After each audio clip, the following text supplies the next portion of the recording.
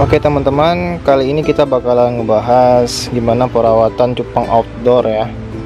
Seperti yang teman-teman ketahui, di sini saya memelihara cupang dengan situasi di luar rumah, dimana ikan-ikan saya terkena cuaca dingin dan cuaca panas alias panas matahari dan hujan. Nah, seperti yang kalian lihat ini di atas.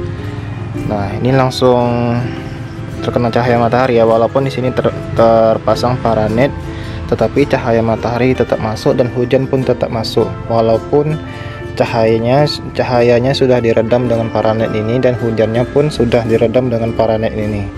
Nah, meskipun begitu, suhu masih juga harus kita jaga di sini.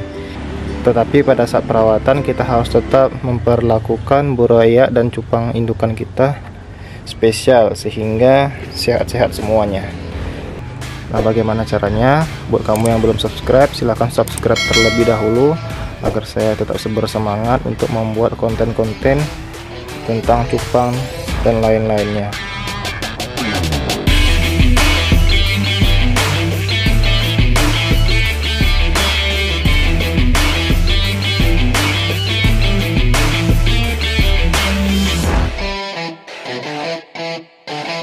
Oke, bismillahirrahmanirrahim. Di sini kita bakalan ngebahas gimana cara perawatan cupang outdoor ya. Nah, pertama-tama yang harus kita siapkan tuh adalah air, obat biru dan garam ikan. Nah, sebenarnya ini perawatan seperti biasa yang biasa kalian lakukan di rumah.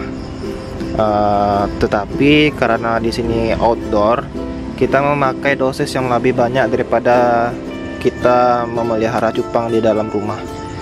Dan setelah kita memberikan ini, kita wajib memberikan ketapang pekat seperti pada ikan-ikan saya yang pernah kalian lihat di video-video saya sebelumnya. Kita bisa kalian lihat di sini. Nah, itu ketapangnya pekat. Bisa lihat. Ini ketapangnya pekat semua ya. Ikannya aja nggak kelihatan. Nah, jadi fungsi ketapang pekat dan dosis dari garam ikan dan obat biru dibanyakin, itu insya Allah ikan kita pada sehat semua. Jadi nggak gampang sakit, nggak gampang kuncup. Walaupun kemungkinannya masih ada, ya qadarullah ya. Setidaknya kita udah berusaha memaksimalkan ikan kita tidak sakit. Nah, cara memaksimalkannya yaitu ini kita banyakin dosisnya. Dan obat biru juga kita banyakin dosisnya, dan kita juga memerlukan ketapang yang pekat. Ketapang yang pekat di sini bukan berarti kita memasukkan banyak daun di dalamnya ya, tetapi kita mengolah daun ketapang dengan baik dan benar. Dan olahannya itu kalau bisa satu lembar saja kita masukkan ke sini, dia udah pekat warnanya. Kadang ada orang yang nggak pandai mengolah ketapang atau sedikit aja berbeda mengolahnya, itu bakalan berpengaruh terhadap warna air. Jadi ketapang itu juga sangat berpengaruh ya.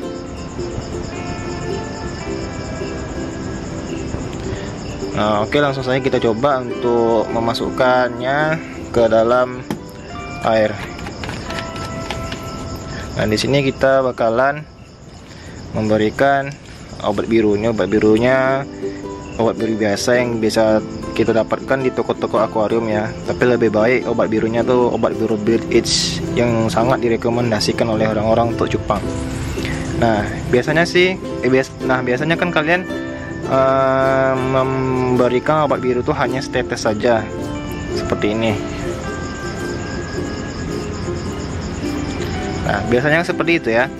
Untuk perawatan cupang outdoor, perawatan cupang di dalam rumah, kalian biasanya hanya menggunakan satu tetes saja. Tetapi saya di sini menggunakan banyak seperti ini. Saya tekan, itu ya. Ini lebih banyak daripada biasanya. Nah, mungkin ini bakalan lebih boros sih, tapi setidaknya cupang-cupang kita terhindar dari namanya penyakit kuncup, sisit nanas dan lain-lain. Oke. Nah, dan kemudian kita berikan garam ikan lebih banyak dari biasanya.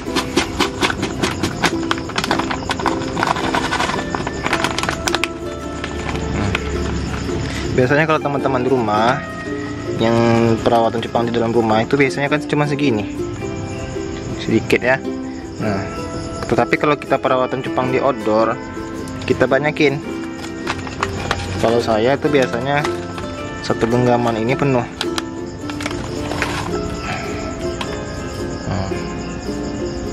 Ini ya, lebih banyak. Coba diperhatikan ya. Nah, ini saya memasukkan garam lebih banyak, obat biru lebih banyak. Nah, dan setelah ini, setelah semua tercampur rata, kita masukkan ikannya ke sini. Setelah kita masukkan ikannya ke sini, barulah kita berikan ke tapang. Nah, kita tunggu beberapa menit, biasanya itu setengah jam itu udah menguning. Dan biasanya 1 hari itu udah menghitam, udah kental seperti ikan-ikan saya di sini. Oke. Nah, itu tadi cara bagaimana saya merawat ikan cupang saya ketika mengganti air untuk perawatan cupang di luar ruangan, perawatan cupang outdoor. Nah, ini kan ketika ganti air ya, kita melebihkan dosis dari obat biru, garam ikan, dan ketapangnya. Nah, bagaimana hari-hari berikutnya? Apakah perlu dilakukan pergantian air secara rutin 2 hari sekali atau 4 hari sekali?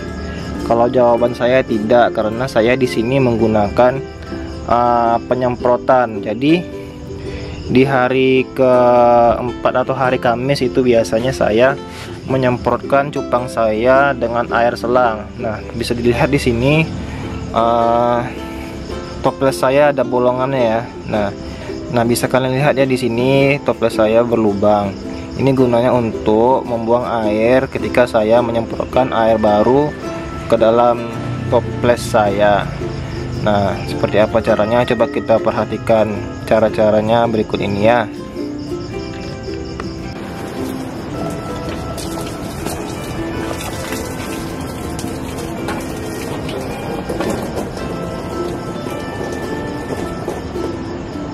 Nah, seperti yang kalian lihat ini merupakan sirkulasi pergantian antara air baru dan air lama.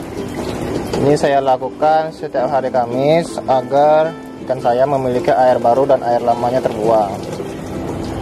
Proses ini dinamakan pergantian air setiap hari Kamis kalau saya menyebutnya.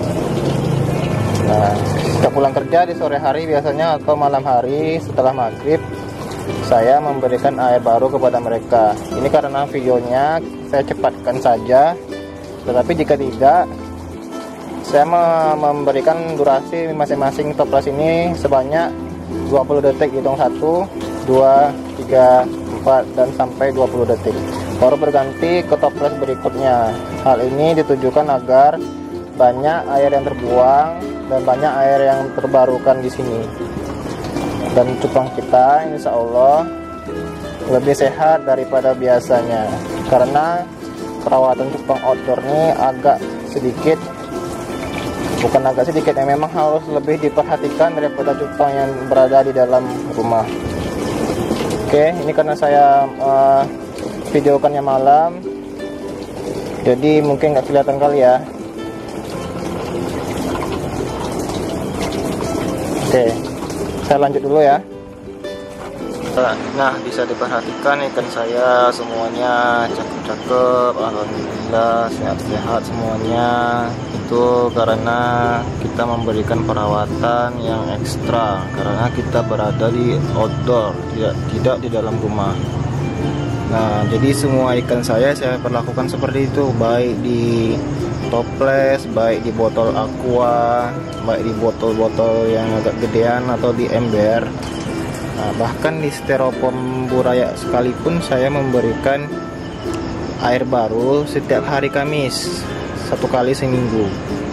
Nah, air baru itu setidaknya kita menyemprot mereka bukan sebanyak sih, selama kurang lebih 20-30 detik, kita hitung aja dalam hati atau kira-kira saja. Nah, setelah beberapa detik tersebut, kita pindah ke wadah berikutnya. Nah, insya Allah air itu bakalan fresh dan cupang pun menjadi lebih segar. Dan pergantian air ini sebenarnya bukan pergantian sih, sirkulasi. Nah, sirkulasi air ini dapat membuat cupang kita lebih mempercepat mutasi. Nah, jadi pergantian air ini membuat cupang kita lebih mempercepat mutasinya.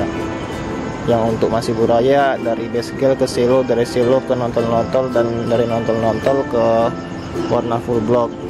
Dan yang indukan segar-segar. Apalagi yang betinanya itu kalau diganti air terus, sirkulasi air terus, dia bakalan full telurnya. Tentunya diiringi dengan pakan jentik nyamuk agar telurnya semakin banyak.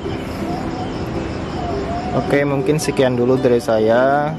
Jika kamu suka video ini, silahkan di like dan di share kepada teman-temannya sekalian, agar teman-temannya juga mendapatkan ilmu yang bermanfaat. Bantu saya untuk mengembangkan channel ini dengan memberikan subscribe dan nyalakan tombol loncengnya, agar kalian mendapatkan notifikasi ketika saya mengupload video-video saya terbaru.